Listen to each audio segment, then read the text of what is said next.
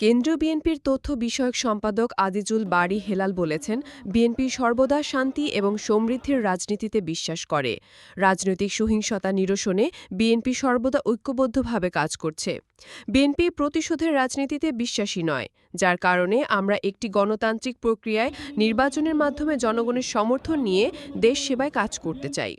তিনি গতকাল বিকেলে খুলনার রূপসা উপজেলার ডোবা নবারুণ সংঘ আয়োজিত প্রয়াত অরবিন্দ মণ্ডল বুলু স্মৃতি স্মরণে ৮ দলীয় ফুটবল টুর্নামেন্টের ফাইনাল খেলা ও পুরস্কার বিতরণী অনুষ্ঠানে প্রধান অতিথির বক্তৃতায় একথা বলেন। খেলাটি নির্ধারিত সময় গোলশূন্য ড্র হলে ট্রাইব্রেকারের মাধ্যমে ডোবা নবারুণ সংঘ ৫-৪ গোলে তেরখাদা ফুটবল একাদশকে পরাজিত করে চ্যাম্পিয়ন হওয়ার গৌরব অর্জন করে।